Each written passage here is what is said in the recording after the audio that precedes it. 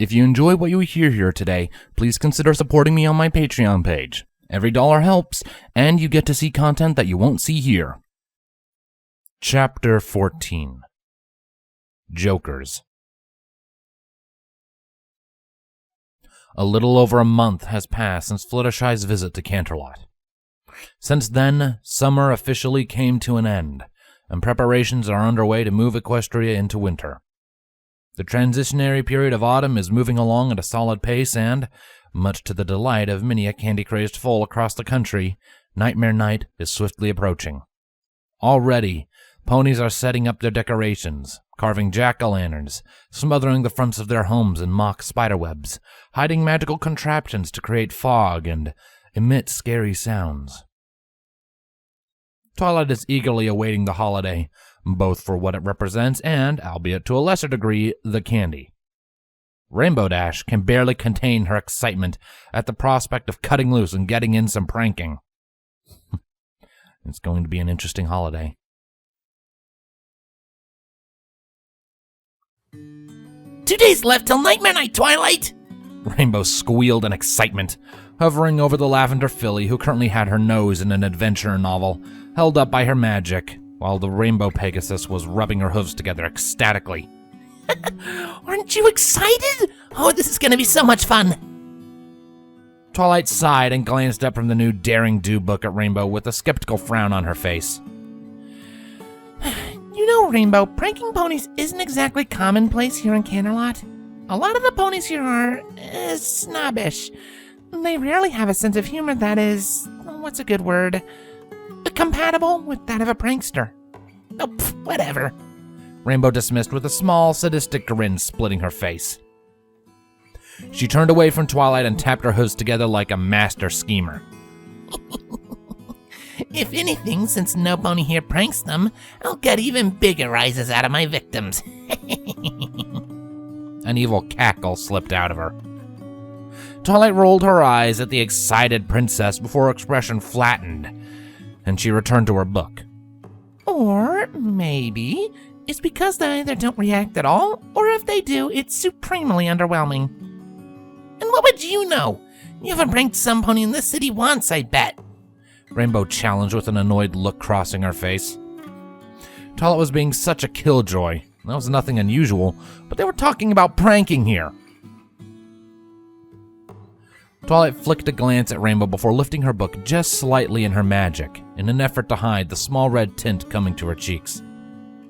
Not true, she mumbled out, hoping that Rainbow would just leave it at that. No such luck, sadly.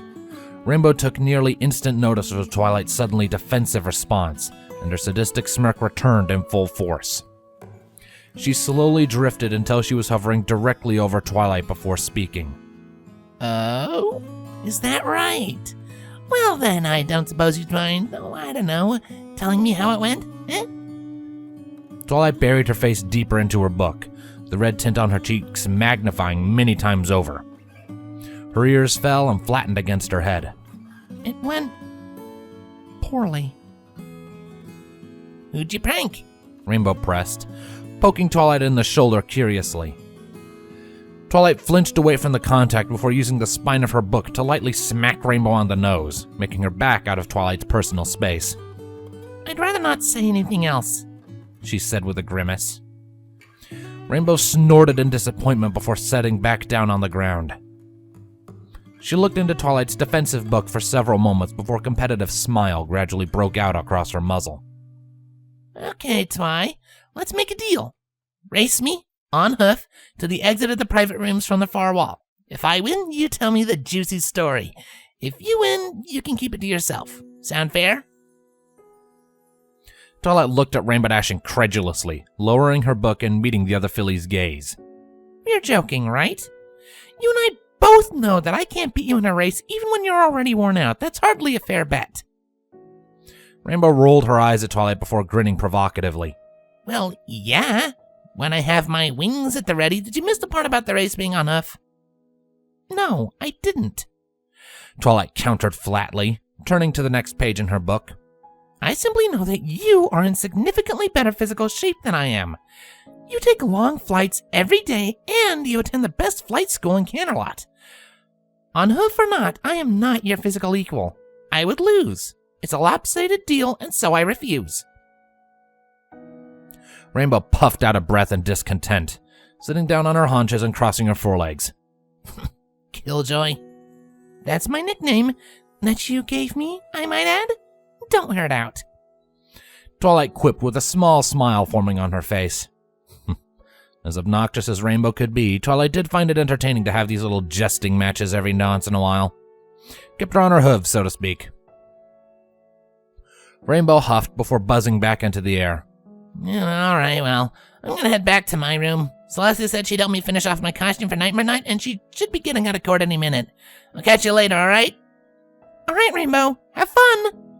Twilight replied with a friendly smile, before waving while Dash zipped down the corridor and out of view.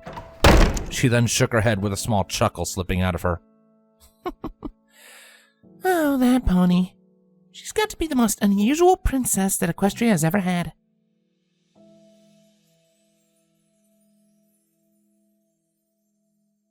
Some 10 minutes came and went in relative silence for Rainbow Dash while she waited. She spent that time making sure the Wonderbolt posters on her walls were straightened out, and then examined her costume, making sure everything was where it needed to be and that the supplies were laid out for finishing it off. She was going to be dressing up as a quadrupedal mass of writhing snakes. Extra spooky, she had proclaimed. The main body of the costume was made up of a simple jumpsuit, and all along the forward half of the suit, Rainbow and Celestia had previously attached numerous of the floppy toy snakes one could find in toy stores, making use of various materials to hold them to the jumpsuit.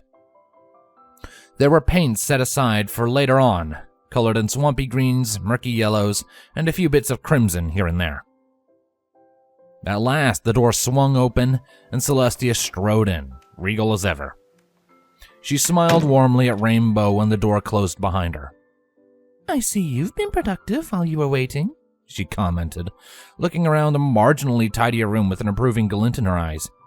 Mostly I just wanted to find the costume stuff, Rainbow clarified with a shrug. Everything else just got sorted away in the process.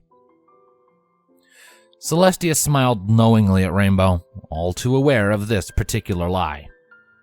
Twilight's organization was rubbing off on Rainbow in surprising amounts, though Rainbow Dash would always refuse to admit it, every time it came up. Celestia then turned her eyes to the costume. Now then, I believe we have work to do to finish this off, right?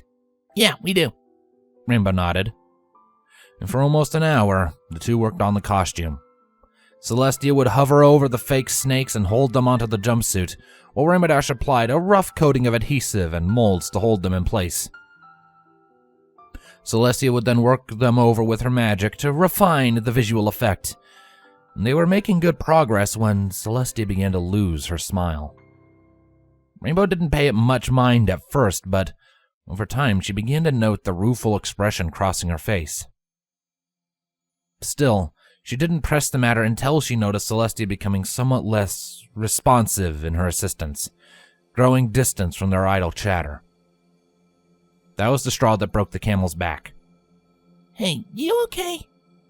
Rainbow finally asked while reaching a hoof out to Celestia's shoulder. What do you mean? Celestia asked, instantly composing herself once she realized Rainbow was onto her. Hey, I spent enough time around you to know when something's bugging you, princess. Rainbow pointed out with a small gesture of her hoof. Sad look on your face, not really answering me when I talk to you? General sluggishness? I'm not stupid. So go on, what's up? Celestia blinked before laughing slightly. I suppose I shouldn't be surprised. Very well. It's the upcoming holiday, she admitted. Huh? What's wrong with Nightmare Night? Rainbow asked incredulously, tilting her head in mild confusion. Celestia sighed softly and shook her head. It's less the events of the holiday and more what it's supposed to represent. She turned her gaze directly to Rainbow's. Tell me, Rainbow Dash, do you know why ponies celebrate Nightmare Night? The story behind it. It's the night we dress up in costumes to evade Nightmare Moon and bring an offering of candy so she doesn't eat us, supposedly. I don't believe any of that, though, personally. For me, it's just a happy excuse to get free candy and prank ponies. Rainbow explained her stance casually. She lost whatever mirth was in her voice, however, when Celestia visibly wilted. Rainbow, what do you know of the legend of Nightmare Moon? That she was some evil alicorn that wanted to get rid of daytime in Equestria or something. I don't really read a lot of that kind of stuff, but she's said to be the Mare on the Moon now, right? Celestia nodded sadly. Yes, you have the gist of it. Do you remember Nightmare Moon's origin, though? Rainbow shrugged her shoulders noncommittally. Not especially. Celestia nodded solemnly upon hearing this. For a few moments, there was a tense silence between them. Then Celestia put on a small smile and turned her eyes back to Rainbow again. You mentioned pranking ponies. Rainbow was only slightly caught off guard by this question.